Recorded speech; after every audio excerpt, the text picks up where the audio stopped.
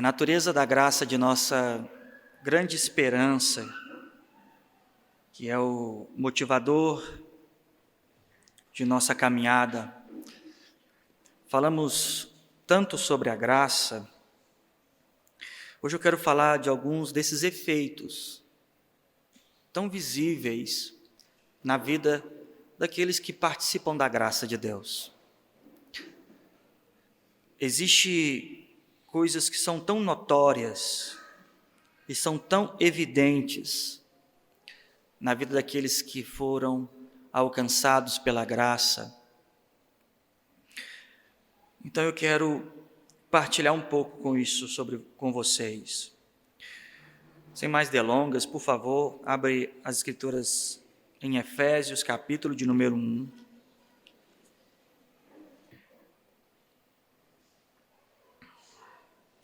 Vamos começar aqui a partir do versículo 5, só para contextualizar.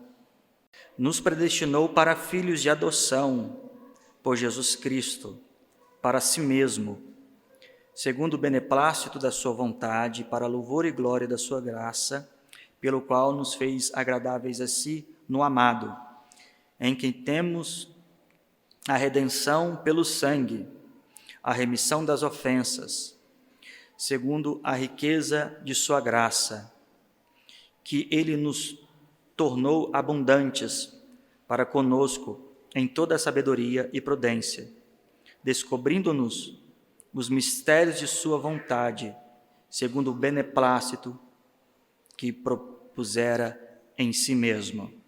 Quero voltar no verso 7, que diz assim: em quem nós temos a redenção pelo seu sangue e remissão das ofensas, segundo a riqueza. Vamos orar? Ó Deus de toda misericórdia e de toda graça, eu me coloco diante de Ti, ó Deus, e dos meus irmãos aqui agora. Ó Deus, esse é um momento, ó Deus, tão propício, pela qual o Senhor pode manifestar entendimento, manifestar clareza, riqueza ao conhecimento de todos. O Senhor pode, através disso, Deus, falar a todos os corações, através da palavra, através da doutrina, através do Teu ensinamento, ó Deus, através das Escrituras. Para isso, ó Deus, eu Te peço que me use no entendimento e sabedoria para instruir, ó Deus, a Tua igreja hoje. Ó Deus, o Senhor é poderoso para trazer cativo hoje toda a atenção às coisas que serão ditas. O Senhor poderá trazer, ó Pai, cativo toda a atenção. Eu quero todo olhar, eu quero todo ouvido, eu quero todo ânimo. Eu quero, ó Deus, que todas as pessoas que aqui estão possam se atentar diligentemente para tudo que será dito e que isso possa tocá-los, chocá-los e que possa transformá-los. Em nome de Jesus. Amém. Bom, Paulo, introduzindo aqui a soberania de Deus, a nossa salvação, através de Jesus Cristo, depois de falar que Deus havia nos separado como filhos desde o princípio, e que Ele tem uma vontade soberana, que Ele tem um propósito soberano, em meio a todo esse argumento, no verso 7, ele argumenta algo que vai dar direção para as coisas que eu quero dizer. O verso 7, ele diz assim: em quem nós temos, quem é esta pessoa? Jesus Cristo. O verso 5 diz aqui, e nos predestinou para filhos de adoção por quem? Por Jesus Cristo. Então, o sujeito da frase, do argumento, está no versículo 5. Então, no verso 7, ele diz aqui: nesse Jesus, em quem nós temos a redenção pelo seu sangue, a remissão das ofensas, segundo a riqueza da sua graça. Então, ele está dizendo que a redenção pelo sangue e a remissão das ofensas ou dos pecados é promovido de acordo ou proporcional ou através da riqueza de sua graça. No capítulo 2 também, ele volta a usar a graça como esse argumento de uma grande riqueza. No capítulo 2, ele diz assim, no verso 6, e nos ressuscitou juntamente com ele e nos fez assentar nos lugares celestiais em Jesus Cristo, para mostrar-nos nos séculos vindouros abundante o quê? Riqueza da sua graça, pela sua benignidade para conosco em Jesus Cristo. Então aqui no verso 7 ele volta a dizer sobre a abundante riqueza de sua graça. Então ele está querendo dizer que a graça de Deus carrega uma riqueza, uma grande riqueza. E por que ele introduz essa ideia de que a graça carrega uma grande riqueza? Porque, sim, a graça realmente é a grande riqueza do reino. É a grande riqueza do reino. E por que a graça é uma grande riqueza do reino?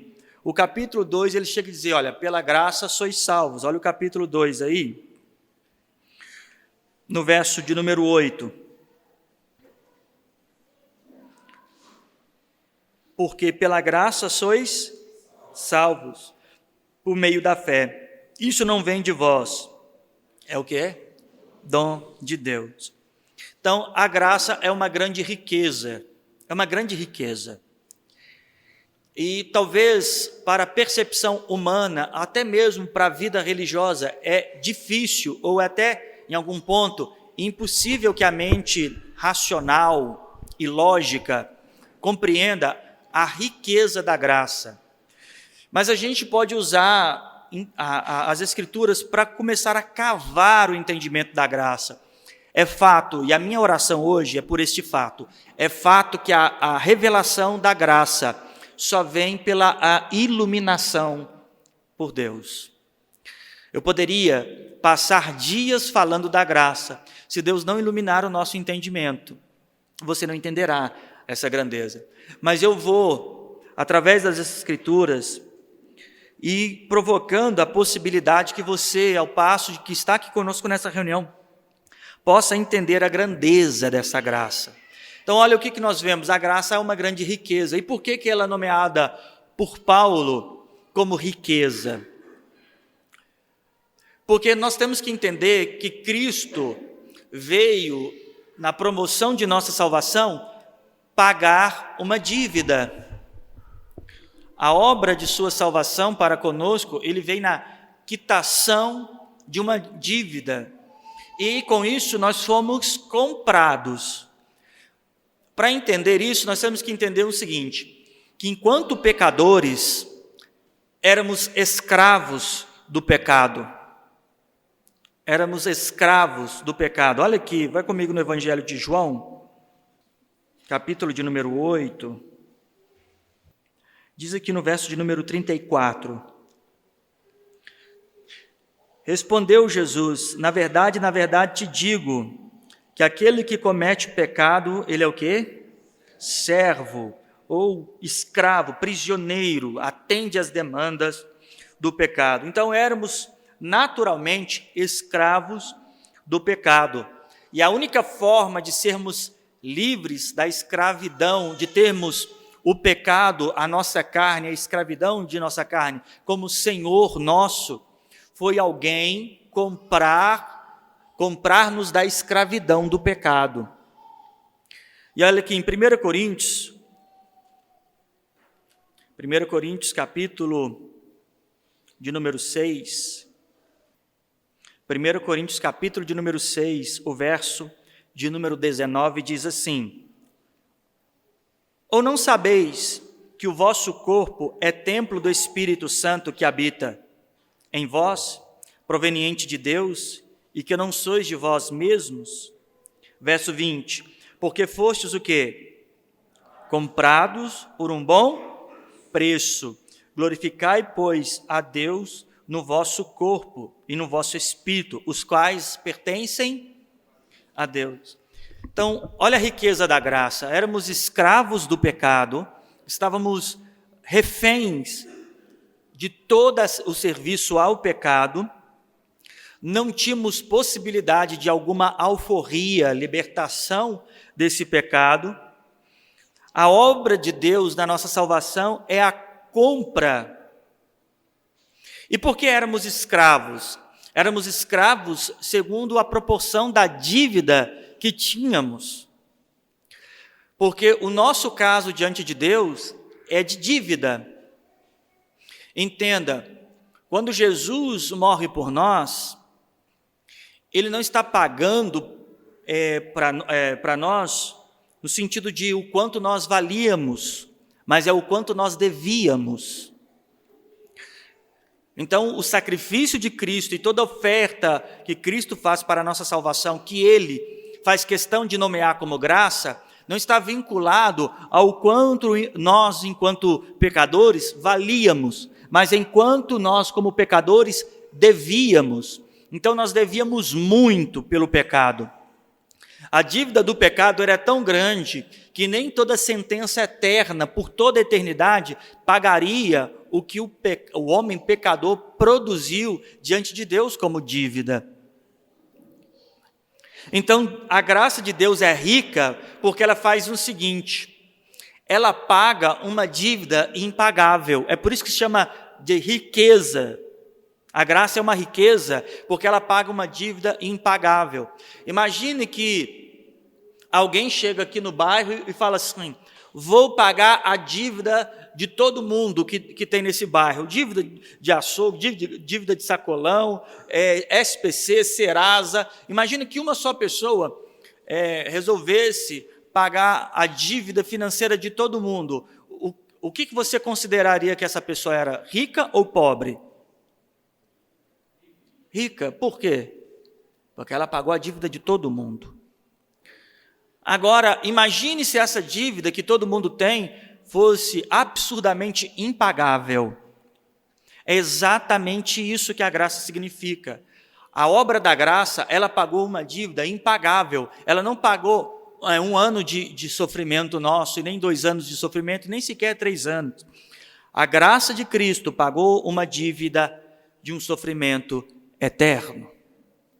Então, para você saber o quanto a graça é valiosa, você precisa saber o que ela pagou. O que ela pagou. E nessa quitação, o que o Senhor fez? Ele nos compra. É uma substituição de senhorio. Antes, o senhorio era a nossa carne, a nossa vontade. Como diz Paulo, andávamos nos desejos de nossa vontade, em Efésios 2.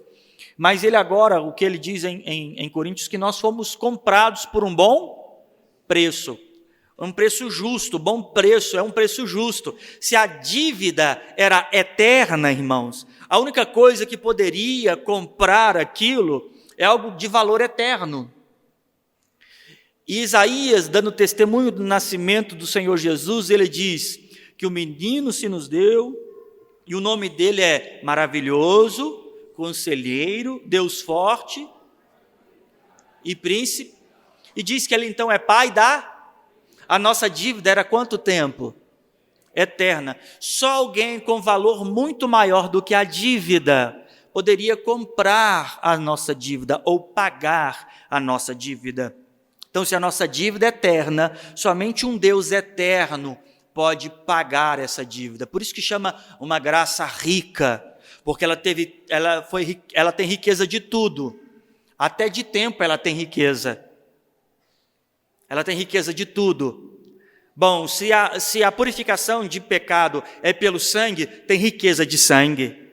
Se a purificação de pecado resolve um problema de eternidade, ela tem riqueza de tempo.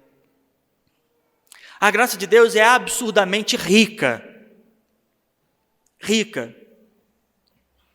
Então é sobre isso que se trata a riqueza. Volta em Efésios 1.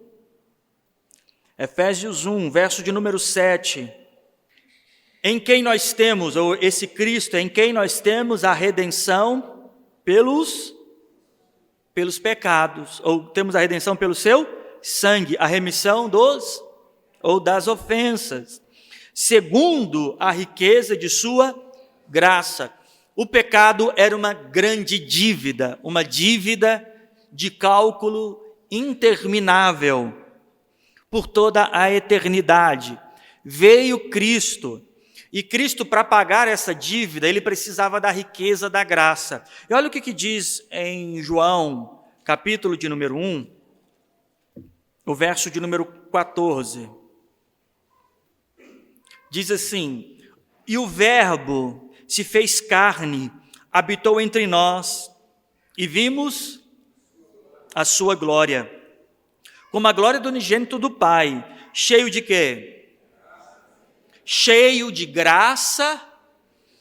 Então, havia um homem pecador, nesse caso eu e você, toda a humanidade, cheio de dívida, uma dívida eterna. Para pagar essa dívida, tinha que vir alguém cheio de uma graça que vai ser abundante a dívida. É por isso o argumento de Paulo em Romanos 5:20, que onde abundou o pecado, superabundou a graça. Onde abundou o pecado, deu uma dívida eterna.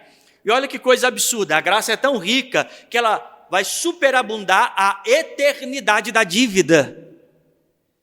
Olha que absurdo, a graça é tão grandiosa que ela vai além da eternidade da dívida. A graça é tão maravilhosa que aonde o pecado transbordava, a graça de Deus é como se fosse um geyser, um grande estouro de água, um chafariz. Enquanto o pecado é uma jarra que está transbordando, a graça é um grande chafariz.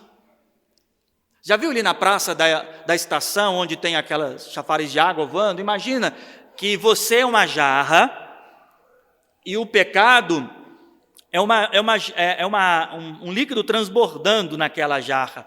Agora a obra da graça é aquele geyser de água. Então a riqueza da graça é tão poderosa que ela consegue superar, em efeito e consequência, tudo que foi promovido pela vida de desobediência. A graça é extremamente rica e grandiosa. E Deus promove em nós, ou define essa graça, é exatamente no sacrifício de Cristo, que olha a proporção da graça. Olha, entenda como é que Cristo confiou na graça e confia na graça. Paulo chega a dizer que ele deixou a majestade nas alturas, ele deixou os céus, desceu. Aqui João argumenta que ele se torna em forma de homem, porém cheio de graça e de verdade. Olha o quanto ele confia na graça. Ele deixa o seu trono, se manifesta em carne, habita entre nós. E sabe o que vai acontecer com ele? Ele vai se permitir ser torturado, moído e morto. Olha a confiança que o Senhor Jesus tem na graça do próprio Pai, no favor que havia de ser derramado, ao ponto dele se entregar. Veja você, o homem normalmente confia, por exemplo, num paraquedas, não é assim? Ele confia num paraquedas, ele trabalha ali, dobra o paraquedas.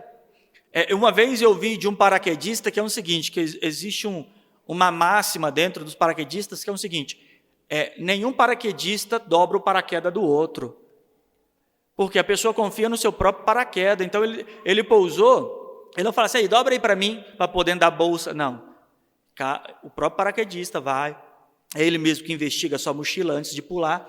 Mas os homens não confiam em paraquedas, as pessoas não confiam em bungee jump, já viu? Amarra uma corda, um elástico na perna, chega na beira de um penhasco, ou de uma ponte, ou o que seja, e eles pulam, e eles confiam que eles vão ser pendurados e vão voltar.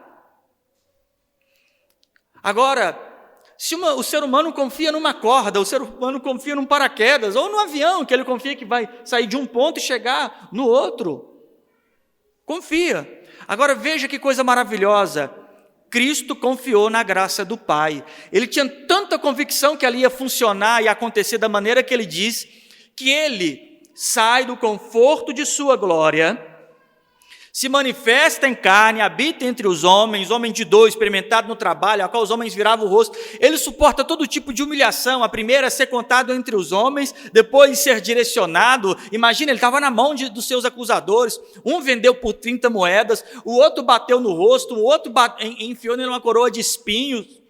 Foram batendo nas costas dele, ele foi levado de uma mão para lá, de outra mão para cá, e ele foi empurrado, ensanguentado. Depois ele arrastou uma cruz sobre toda Jerusalém, depois chega no Monte do Calvário, e lá ele é pregado mãos e pés. Tudo isso porque mais do que um paraquedista, mais do que uma pessoa que pula em bump jump, ou qualquer pessoa que confia num cirurgião, ele confiou inteiramente na graça. Porque ele sabe, e sempre soube, que a graça de Deus é riquíssima para fazer o que tinha que fazer. Então nele nós temos essa redenção. Então alcançamos a Deus, ou Deus nos alcançou, e tudo isso pela riqueza da graça. E a primeira coisa que a riqueza da graça faz, que nós precisamos entender que a riqueza da graça faz, é salvar o pecador. Pela graça sois salvos. Olha que coisa maravilhosa. A graça é tão rica que ela é capaz de entrar na mente do homem mais ignorante, mais duro, e converter a sua consciência para uma pessoa quebrantada e misericordiosa. A graça veio salvar o homem. E disso nós sabemos, porém, olha que coisa maravilhosa, a graça não termina aí. A graça não termina aí. Na verdade, a graça começa aí. A graça inicia-se aí, o efeito da graça. Porque nós estamos falando das riquezas e não da riqueza. São as riquezas. Verso 7 aqui de Efésios 1.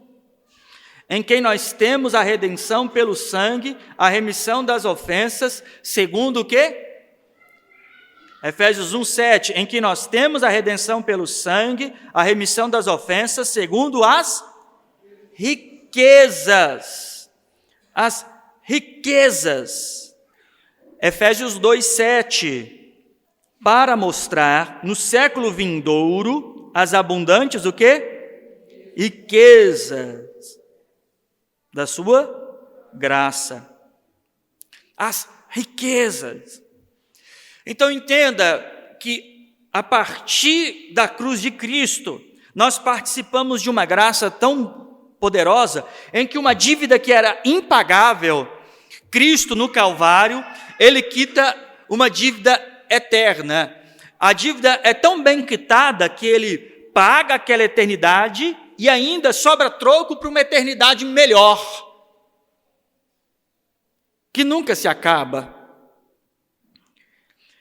E agora vai se cumprir o que diz as Escrituras. Bom, se essa graça é tão rica, nós passaremos agora a viver por ela. Agora nós vivemos pela graça. Nós andamos por esta graça, porque a nossa dívida foi paga. E essa graça vai começar a trazer para nós agora outros resultados, que esses resultados que eu vou explanar agora, evidencia em nós a quitação de nossa dívida. Porque se a gente pensar que Cristo pagou as nossas dívidas do pecado, nós precisamos de ter evidências de que estamos quitados. E aí o que vai acontecer? A riqueza, a abundante riqueza, ou as abundâncias da graça, porque onde abundou o pecado, então a graça de Deus vai começar a ter um transbordar em nós de sobremodo muito maior. Então vai começar a ter umas evidências desta graça em nós. Eu vou começar pelo resultado prático, que aqui em Tito, capítulo de número 2, logo depois de Timóteo, o verso de número 11. Tito 2:11. Porque a graça de Deus há se manifestado fazendo o quê? A todos os... Então entenda que uma pessoa tinha uma dívida eterna. É muita dívida? Sim ou não? Se Jesus morre e paga a dívida de uma única pessoa, isso já deixaria claro que a graça é muito rica. Mas ele não pagou a dívida de uma pessoa, e nem de duas pessoas. E por que ele usa a linguagem aqui sobre salvação a todos os homens? Porque a ideia de salvação era muito restrita a Israel, ao povo judeu. Porém, aqui em Tito, Paulo está fazendo o serviço de deixar bem claro que Deus está salvando de povos de toda parte. Não é só o homem judeu, mas toda sorte de homem, ser humano, de toda parte. Começou a salvar gregos. Todos os gentios começaram a ter a oportunidade de se depararem diante de uma salvação que estava muito restrita à teologia judaica. Então, salvação a todos os homens. Então, imagina que se a graça fosse dada a um homem só e pagou uma dívida eterna, a graça já seria rica? Sim ou não? Pagou só de duas? De três? Você já parou para pensar quantos crentes, nós estamos chegando a 8 bilhões de pessoas atualmente na Terra. Quantos cristãos verdadeiramente alcançados por Jesus Cristo tem no mundo hoje? Só no dia de hoje que nós estamos pregando. Agora vamos multiplicar isso por gerações de 60, 70 anos.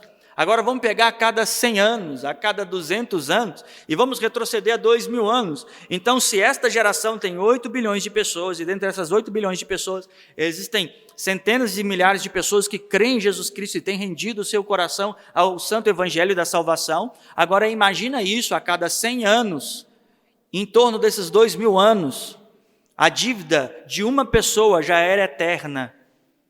Agora, ele pagou a dívida desse povo todo. A graça é rica ou não é? Verso 11. Porque a graça de Deus há se manifestado trazendo salvação a todos os homens. Porém, a riqueza da graça, irmãos, começa a promover todo o seu grande efeito e vai dar riqueza em nós daquilo que era extremamente pobre. Sabe por quê? O pecado deixa o homem pobre. Eu não estou falando pobre de bens, é pobre de essência, miserável de essência. É aquele que tem a sua estrutura depreciada. O homem em pecado é tão miserável que as Escrituras chegam a dizer que ele vai se depreciando, ou seja, cada vez mais pobre. João 3,16 tem um versículo que diz o quê? Porque Deus, que deu o quê? Não pereça. Perecer não é só o final, mas é um processo. Pra você entender o quanto é perecer, é só você pegar uma banana, deixa ela lá 2 semanas, 3 semanas na sua janela, lá do lado de fora, no sol, aí depois você vai comer ela. Ela começou bonita, mas depois ela só foi o quê? Vai ver, sempre acontece um evento ou outro de alguém falar assim, com o que compra o ingresso? Com alimentos não perecíveis, que não vão sendo destruídos ou consumidos naturalmente, né, sendo destruído. Nós, enquanto pecador, tão pobres e miseráveis, nós temos só o acúmulo da nossa maldade, que é o acúmulo de nossa dívida. Um só pecado resultaria numa dívida eterna. 2 pecados, 3 pecados, ou uma natureza de pecado, seria sempre uma dívida incalculável. E aí, o homem extremamente pobre, a natureza do homem, em Romanos capítulo de número 1, vai dizer aqui, olha, vai comigo em Romanos capítulo de número 1, deixa Tito aberto, nós vamos voltar nele aí. Verso de número 18. Porque do céu se manifesta a ira de Deus sobre toda a impiedade e injustiça dos homens, que detêm a verdade em injustiça. Porquanto o que de Deus se pode conhecer, neles se manifestam, porque Deus lhe manifestou. Aí ele começa a descrever a natureza desse homem. Verso de número 24. Pelo que também Deus os entregou às concupiscências de seu coração, à imundícia, para desonrarem o seu corpo entre si, pois mudaram a verdade de Deus em mentira, e honraram e serviram mais a criatura do que o Criador, que é bendito eternamente. Amém. Pelo que Deus os abandonou às paixões infames, para até as suas mulheres mudarem o uso natural, no contrário à natureza. Semelhantemente também os varões, deixando o uso natural das mulheres, se inflamaram em sensualidade, um para com o outro, varão com varão, cometendo torpeza e recebendo em si mesmo a recompensa do que convinham os seus erros. E como eles, se não importaram de ter conhecimento de Deus, assim Deus os entregou a um sentimento perverso para fazerem coisas que não convém, estando cheios de quê? Iniquidade, o que mais? Prostituição, malícia, avareza, maldade, cheio de inveja, homicídio, contenda, engano, malignidade, sendo murmuradores, detratores, aborrecedores de Deus, injuriadores, soberbos, presunçosos, inventores de males, desobedientes a pai e mãe, nércios, infiel no contrato, sem afeição natural, irreconciliáveis, sem o quê? Misericórdia, os quais, conhecendo a justiça de Deus, que são dignos de morte os que tais coisas praticam, não somente os fazem, mas também consentem. Então ele começa a descrever o que era a natureza humana, todo esse tipo de maldade, e esta é a podridão da pobreza. O homem em dívida estava pobre de misericórdia, estava sem compaixão, ele não tinha nada que o ligava a uma natureza divina, extremamente pobre. Veja a abundância da riqueza da graça, que além dele pagar a dívida eterna, que era impagável, ele agora vai enriquecer ao seu povo de uma natureza que não tinha. Volta lá em Tito, capítulo de número 2, o verso 11 ele diz: porque a graça de Deus se ha manifestado trazendo salvação a todos os homens. E aí a graça vai instruir ao salvo coisas que eles não eram instruídos, porque tinha uma natureza distante disso. Olha a riqueza, verso 12, ensinando-nos que, renunciando o quê? A impiedade e a concupiscência, vivamos nesse presente século de forma sóbria, justa e piedosa. Então olha que coisa maravilhosa, a riqueza da graça. A graça que paga a dívida, ela agora começa a nos ensinar a abandonar aquela natureza de Romanos, capítulo de número 1, que a natureza miserável começa agora a nos fazer desfrutar da riqueza de uma nova natureza. Agora a graça de Deus nos ensina aquilo que nós não sabíamos. Então entenda que é como se alguém viesse, pagasse a nossa dívida e agora nos desse recurso para não entrar mais em dívida. Ele está quitando a nossa dívida com Deus em seu juízo eterno, ao passo que agora Ele vai nos enriquecer de maneira tal para não entrarmos em dívida. A graça começa a nos ensinar. Então, a prova que somos participantes da graça da salvação é que passamos a ser pessoas ensináveis. Pessoas que são moldadas. Aquele que era extremamente miserável no seu caráter, olha o efeito da graça. Aquele que era extremamente miserável numa vida mentirosa, agora só fala a verdade. Porque a graça o enriqueceu de verdade. Porque essa é a natureza de Cristo. Porque o Verbo se fez carne e habitou entre nós e vimos a sua glória como a glória do unigênito do Pai, cheio de graça e de verdade. Então o que mentia, não mente mais. O que furtava, não furta mais. A graça ensina isso. Esta pessoa agora é instruída. Ele cumpre o que diz o provérbio, que diz assim: ensina o menino no caminho que deve andar, e quando crescer, não.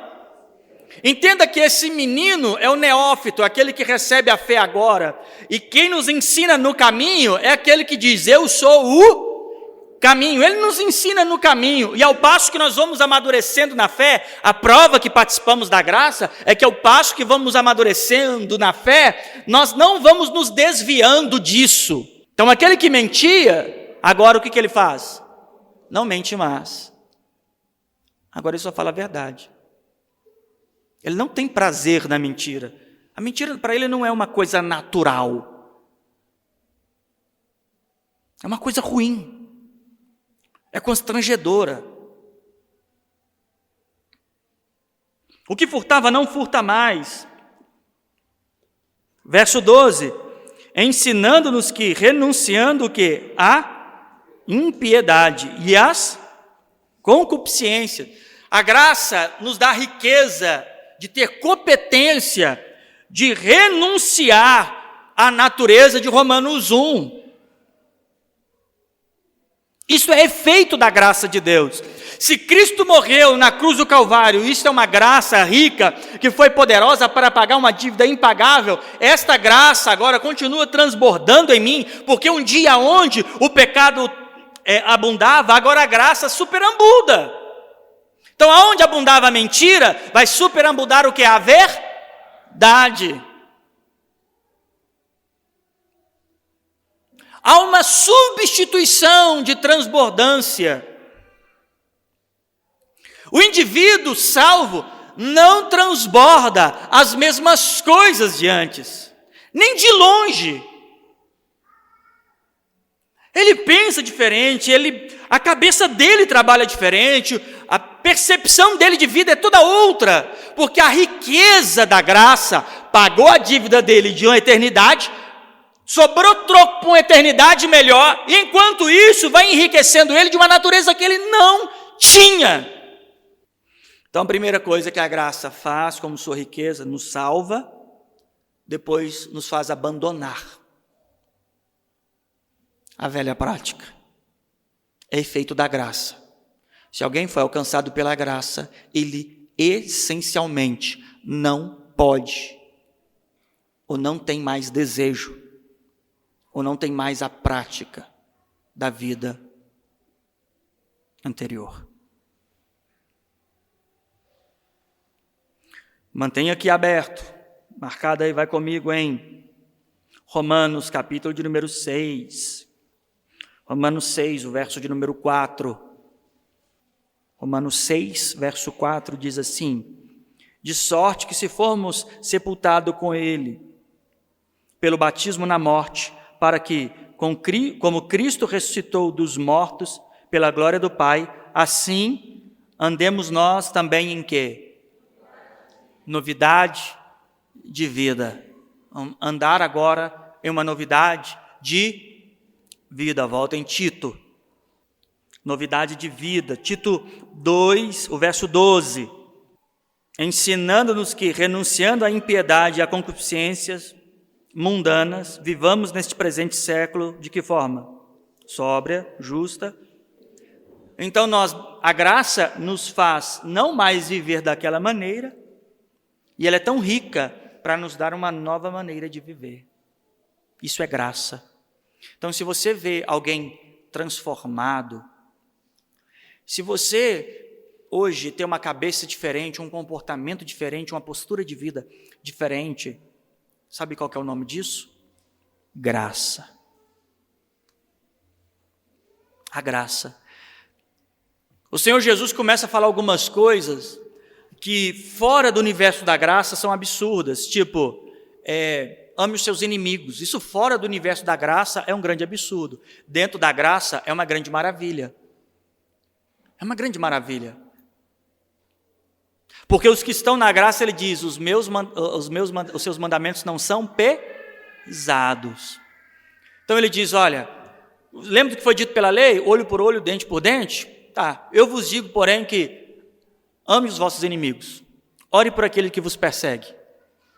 O que faz isso está vivendo pela graça.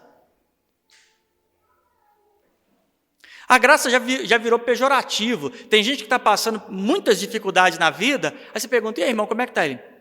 Estou pela graça. A graça virou o sinônimo de como a vida está ruim. Não é assim? Mas não, viver pela graça é viver o benefício de uma nova natureza. Você nunca vai ver alguém extremamente satisfeito dizendo assim, eu estou pela graça, irmão. Que está acontecendo alguma coisa? Não, por quê? Eu estou pela graça. Porque pela graça já virou, dentro do evangeliquez, né, que é o idioma dos crentes, já se tornou sinônimo de vida difícil. Quando deveria ser sinônimo de profunda satisfação. E aí, a graça nos ensina a abandonar, a deixar a vida e a conduta que em outro momento era para nós inteiramente satisfatório. E entenda que o abandono das velhas práticas, ela vem para nós como evidência de que nós estamos vivendo uma outra perspectiva. Aí agora esse indivíduo vai viver de forma justa, sóbria e piedosa. Verso 13. Olha o que a riqueza da graça vai fazer. Aguardando a bem-aventurada o quê? Esperança. E o aparecimento da glória do grande Deus e de nosso Jesus. Olha que coisa maravilhosa. Aquele que foi pela graça salvo, e que agora pela graça tem deixado as velhas práticas e pela graça tem vivido de uma outra maneira, também vive pela graça, a riqueza da graça traz ele a esperança da manifestação de Jesus Cristo, tanto na sua própria vida, como naquele grande dia. Olha o que a graça faz que aquele que não tinha nenhuma esperança na vida, agora esperar ardentemente a manifestação de nosso Senhor. A graça, na vida de um salvo, a graça faz ele aguardar a vinda de Cristo. Esta é a riqueza da graça. Ele justifica, paga uma dívida impagável, sobra toco para uma outra eternidade nos céus. Ao fazer isso, ele começa a depositar em nós uma nova expectativa, deixando as velhas coisas, vivendo a novidade de vida e esperando Jesus vir do céu. Olha que coisa maravilhosa. Isto é graça. Se tem alguém ainda que não tem confiança na morada celestial, na vinda de nosso Salvador, no último dia, ele não está vivendo a riqueza da graça. Porque em Romanos, capítulo de número 8, Paulo insiste nessa esperança. Ele chega a dizer assim, olha, a esperança que se vê não é esperança. Então a graça faz isso. Verso 13, aguardando a bem-aventurada esperança, o aparecimento da glória de quem? Do grande Deus e nosso Senhor. Como é que é o nome desse grande Deus e nosso Senhor? Jesus Cristo. Esperando. Se você vive a graça de Deus, foi alcançado pelo sacrifício da cruz, você foi justificado, se arrependeu de seus pecados, se você agora vive em novidade de vida, sim, você essencialmente vive a expectativa do grande dia de Deus. Quando? Não interessa. Que hora? Pouco importa. Pouco importa. Você vive isso. Então, até então eu estou falando do efeito da graça sobre o indivíduo. Sobre o indivíduo, salvação, quitação, a justificação, agora a regeneração, fazendo ele abandonar as velhas obras, isso chama regeneração. E agora ele construiu uma nova vida, novidade de vida. E ele também vive, esse indivíduo, estou falando agora do modelo individual, esse indivíduo vive expectativas eternas. É por isso que ele pode passar inúmeras adversidades, a sua frustração não é completa. Sabe por que não é completa? Eu não digo que ele não sofra frustrações, mas a sua frustração não é completa. E por que não é completa? Porque ainda que as pessoas o frustrem, as situações, ou a si mesmo, ele mesmo se sinta frustrado com ele, com pessoas, com realidades sociais, com tudo isso, ele não é frustrado completamente.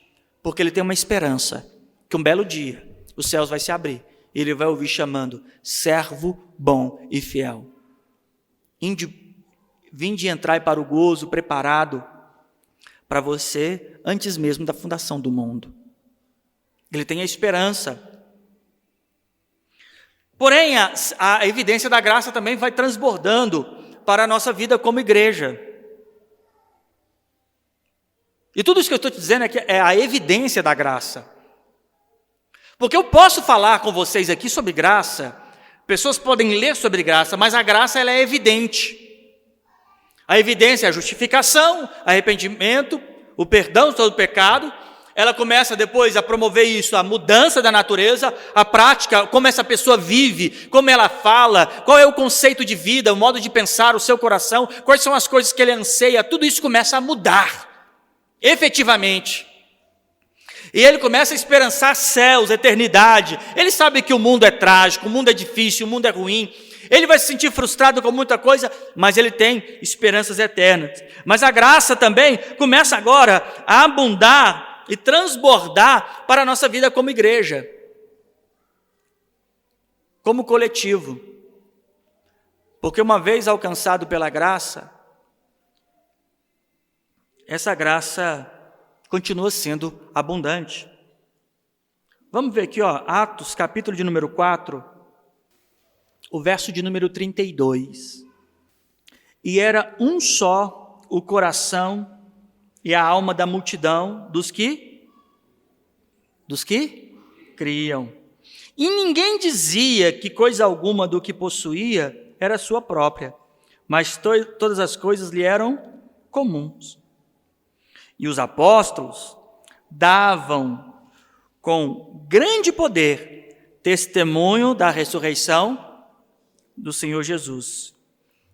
E em todos eles havia o quê? Em todos eles havia o quê? Abundante graça. A graça começou a abundar dentro da própria comunidade, entre os irmãos. Sabe por quê? Porque eles começaram a olhar e ver que não era justo que houvesse entre eles pessoas necessitadas. Não tinha ninguém aqui os persuadindo. Mas eles tinham um só coração. Olha o que a graça fez. Verso 32. E era um o quê? E era um o quê? E o que mais? E a alma da multidão dos que criam. Eles tinham um só coração, ou seja, um coração e uma só alma. Está falando que eles tinham um só ânimo, um só propósito, um só objetivo. Eles viviam pautado nisso. Eles só tinham o mesmo propósito. Eles estavam ali ardendo por uma mesma causa. Isto é feito da graça. A graça era tão abundante que eles tinham, o verso de número 32 dizem que eles tinham tudo em comum. Olha o que diz o verso 34. Não havia, pois, entre eles o quê? Necessitado algum. Por quê? Porque eles faziam campanha, não é isso? Eles faziam campanha e antes que terminasse os 7 elos, eles prosperavam. Não era isso que acontecia? Ou eu estou errado? Alguém vai falar que eu estou errado? Não? Estou errado. Não é isso que acontecia. Veja como que o sistema religioso faz. É um monte de gente dando dinheiro para uma instituição porque, de alguma forma, Deus vai enriquecê-los.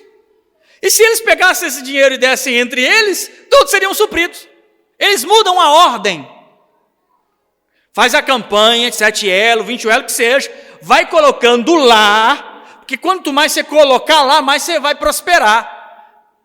Só que é uma matemática muito simples. Quanto mais eu tiro, menos eu tenho. É uma questão de lógica. É aquela coisa lá, lembra que você aprendia lá a fazer dezena, centena, milhar, né? Dividir, multiplicar, tinha as fórmulas. Joãozinho tinha 10 laranjas. Ele pegou 10 laranjas e colocou tudo no gasofilácio da igreja que ele congregava. Joãozinho voltou para casa. Ele ficou com 1000 laranjas, 200 laranjas ou 0 laranja? 0 laranja. É lógico. Agora, se Joãozinho tem 10, Joãozinho tem 10, Pedro tem 1, Joãozinho pega e divide com Pedro. Aí o Estevão 2. Aí todos começam a dividir, todos vão ter igual. Era esta a lógica que trabalhava a cabeça da igreja. Eles não iam para uma campanha encher gasofilácio para dar mais recurso para a instituição enriquecer, ter seus templos gloriosos, piso bonito, viagem pastoral, nada disso. Era outro modelo. E a forma desse outro modelo, irmãos, segundo o que está dizendo aqui, é a riqueza da graça. Verso 34. Não havia, pois, entre eles, o quê? Por quê? Porque todos os que possuíam herdades, ou patrimônio, ou casa, vendendo-as, trazia o preço do que fora vendido e depositava onde? Os apóstolos têm vida regalada, não era? Imagina, tudo nos pés dele. Olha o que eles faziam. Eles iam para Dubai, né? Eles iam ter uma casa chique, olha, verso 35. E repartia a cada um segundo o quê? Olha que coisa maravilhosa. E o nome disso, no verso de número 33 e os apóstolos davam grande o quê? Testemunho da ressurreição de Jesus, e em todos eles havia o quê? Prova de abundante graça é que nós passamos a ficar preocupados e cuidadosos uns com os outros. Se não tem isso, é porque não tem a graça. Olha que coisa. Se a igreja, o corpo congregado, não é de irmãos que cuidam de outros irmãos, logo não é um corpo de pessoas que participam da graça.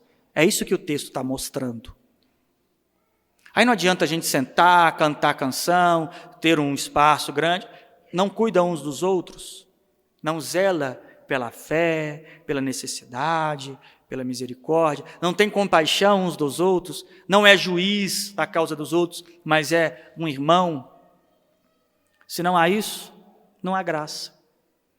Porque lembra que o pecado, as pessoas não eram reconciliáveis, não eram só amantes de si mesmo, não amavam.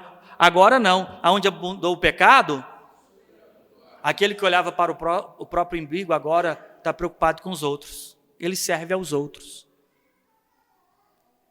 E você mandar alguém servir aos outros é a mesma coisa que você mandar alguém voar. Não tem como.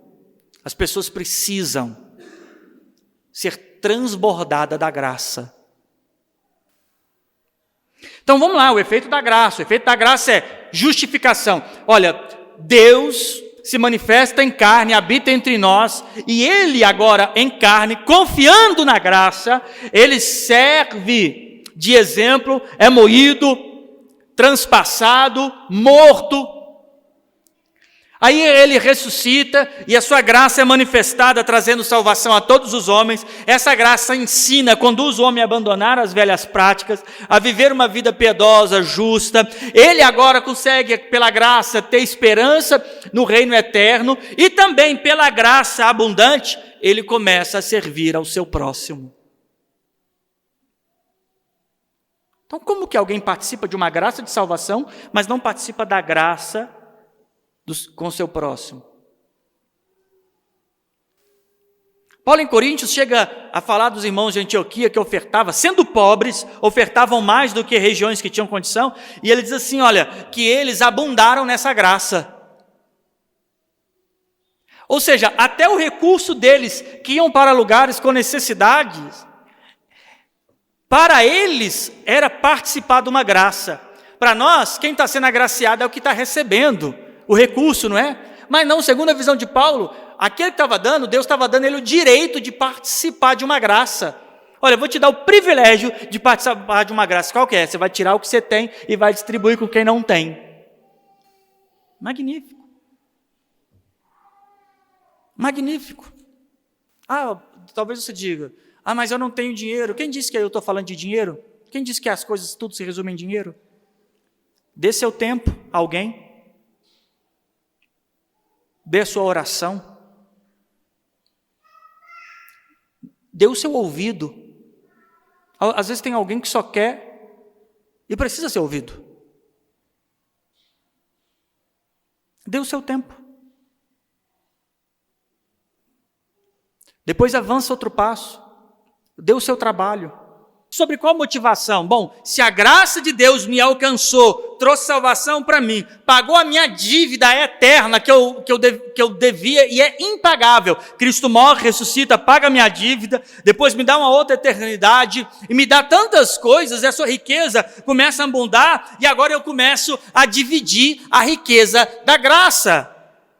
E como que eu divido a riqueza da graça? É com aquele que precisa. Pregar o evangelho, riqueza da graça. Quando você começa a partilhar o evangelho com o descrente, você está transbordando a riqueza da graça. Agora, como que alguém pode dar o que não tem? Imagina você virar para mim e falar assim, pastor, me empresta $1.000. Eu nem sei quais são as notas que tem em dólar para eu juntar $1.000. Como é que eu posso dar aquilo que eu não tenho? Por que as pessoas não partilham o evangelho com alguém? Por que pessoas não têm a hombridade, ou o desejo, ou o propósito de dividir o evangelho com uma pessoa que esteja mais próxima?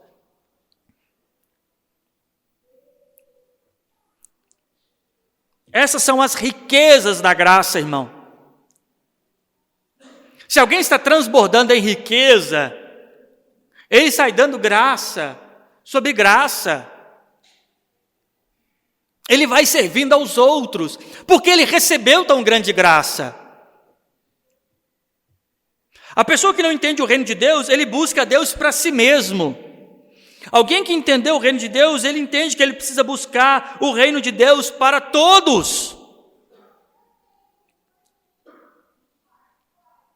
O Senhor Jesus Cristo, ele diz, eu sou o pão e será distribuído por vós, não é assim que ele diz na ceia da Páscoa?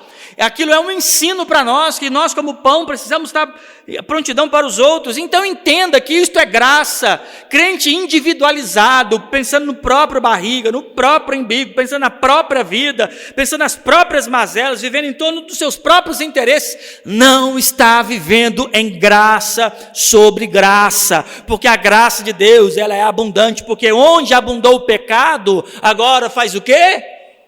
Superabunda a graça.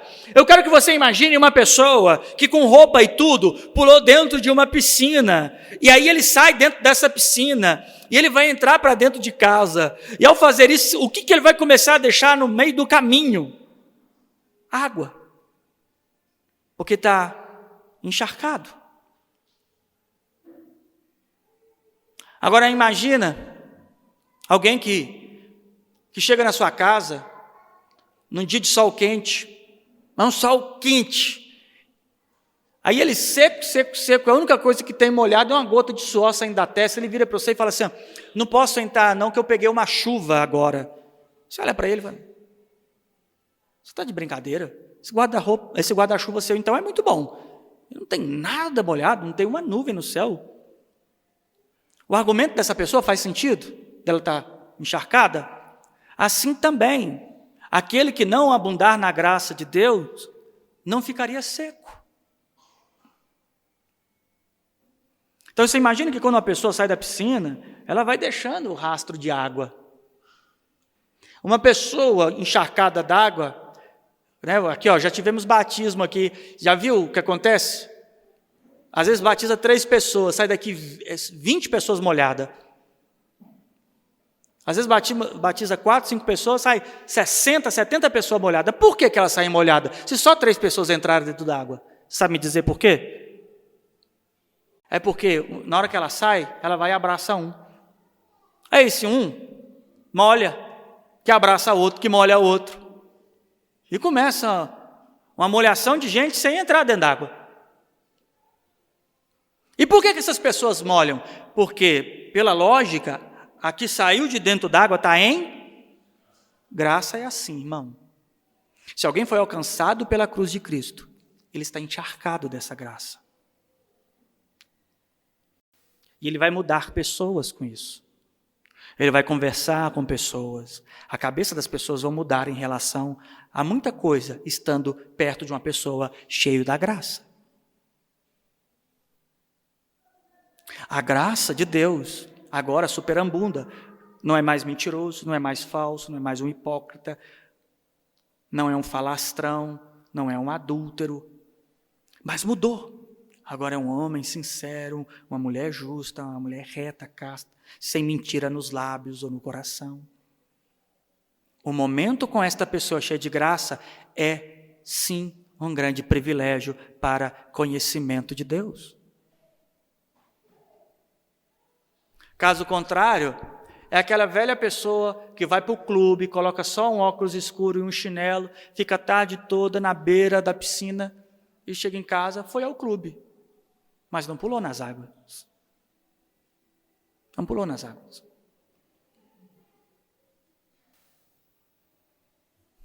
A graça de Deus, irmãos, vai efetivamente fazer efeito em algum nível em torno das pessoas que estão convivendo com você. Em algum nível vai servir de influência. Evidentemente que isso vai depender da relação daquelas pessoas para com aquilo que emana de você. Mas de alguma forma alguém vai ser molhado por esta graça. Então, se você está na graça de Deus, eu vou recapitular para você. Se você vive na graça de Deus, você foi justificado, a sua eternidade mudou para uma eternidade melhor, dívida paga. Você abandonou as velhas práticas, você vive agora de uma forma piedosa, justa. Você também agora aguarda a vinda de Cristo. E você também serve ao próximo e aos seus irmãos, procurando saber as suas necessidades. Isso tudo é efeito da graça. E eu poderia aqui, cavando os efeitos da graça abundantemente mais, é como se fosse furando em um poço raso, você ia ver o quanto de água ia sair disso.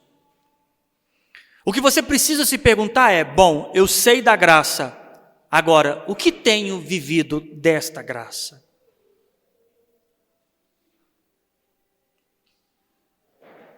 A graça faz das pessoas boas conselheiras,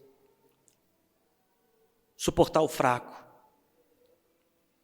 A graça faz as pessoas viverem em corpo. Sabe o que é uma coisa maravilhosa da graça? A graça faz pessoas desejarem viver em um corpo.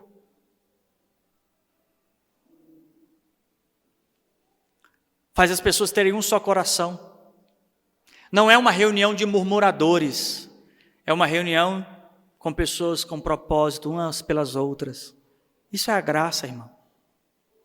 Então, se falamos tanto da graça, e hoje eu abusei, né? Dá para encher um balde com tanta palavra de graça que eu falei. Se falamos tanto de graça, finalmente, aonde ela se conclui, sempre vai ser em quem você se tornou, aonde você está. Sim. Se você participa da graça, a graça está revelada naquilo que você se tornou, aonde você está. Você pode falar assim, olha, a minha vida é difícil, é por isso que eu sou assim. Você pode inventar um monte de coisa, mas a graça é muito maior para te tornar alguém para o reino de Deus.